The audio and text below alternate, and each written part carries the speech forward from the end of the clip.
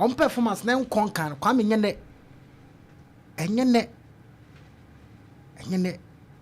na me won asasa afina mahu amoma ade we ya de fofo and the ekoso nyina no eye league in how na aye open ana ma I mean na gide sa ho ana unhwe on said ye see nyina no abambuo bai but unhwe league na nkasa na still esa ye open that is why na still no pano do na cause bet baby aduru de kwame and these players ni coach no no so muhu better because league na ne yebon kwame this is the timer no mbetimi asenya e dey atwe supporters asade aba stadium come do you know why because say omo performance no performance e konka kwame you see anka mediama ntimi awin no ana Kotoko etimi really enra against Vision kasam points near sen kwa close gap no still anu ka hope wo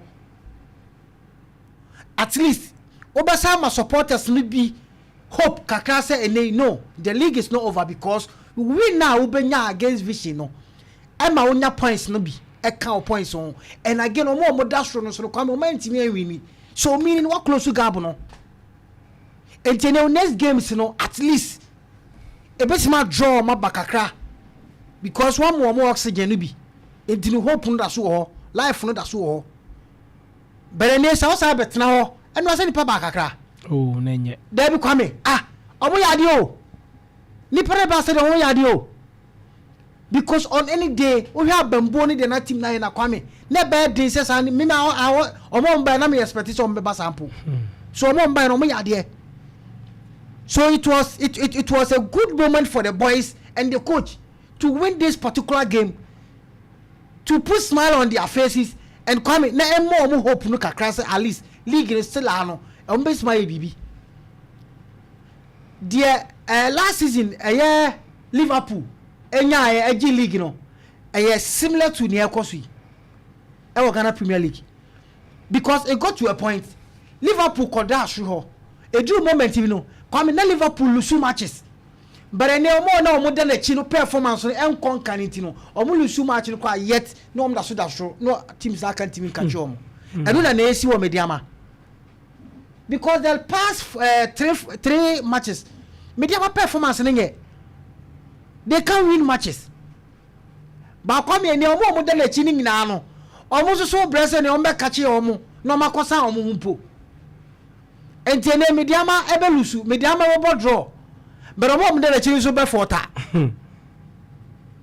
na afu akowini na wo so akowini e basa mpaso ni so sana ye so ti Kotoko anya I mean another chance another hope ba kwame omo ama I mean gide ni nyina ekọ because ayedin some next game kwa we mkotamali Kaila so ntwe so na fiama game ni nyina yedin so kwame me gidi say guys no I mean de bia no kwame o kan no aka ni say abasa and me say de me kan no coach no na me free say nei say de ene yewura timi I mean anya a friend say gidie wo the new board of directors ya ban kwame that was the na me say I mean nanka IMC kwame ombetimi ami anya I mean coach or be take over next season no aba be fatim no because coach please o usu nyame anim ne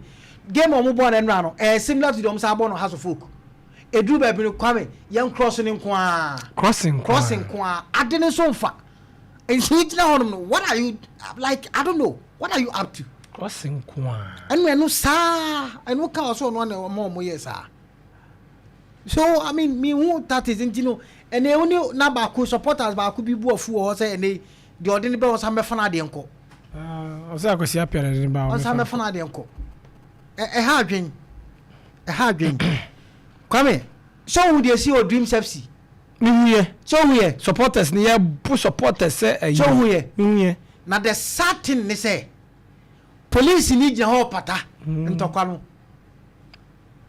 Only option was all pata. Oh my goodness, Ghana football. Come here, you. You dear grow. Ye wi ani abeka che say ene ye bo Premier League. Wei. Enu so onte ho hwie o. Ukwate ne. Onte ho kwame. Ukwate ne. Wa sani ni ene ni kina. GFF fo no. Omo issue sa green paper no. Na ga oza ade eche kra. Udi ase ya fan se ene committee for na ekore videos no. Udi ya fan se ne. Omo kore. Ana wo call review. Enti na wase by china ye tini nya sa green paper no na wiem. Because ade akosi wo dream FC no if any other club anka bedu green paper ne ka bedu. Sa omo prof no. Omo bring the game into the distribute. Kale Campontana. Everybody Jacopo. Everybody Jacopo. Everybody Kale Campontana. Come here, come so young. Bringing the name of the game into this group. Everybody Jacopo. Remember this year. Enya good day. Omo mehu seriousness o game because ayama come here yet na another incident assess you.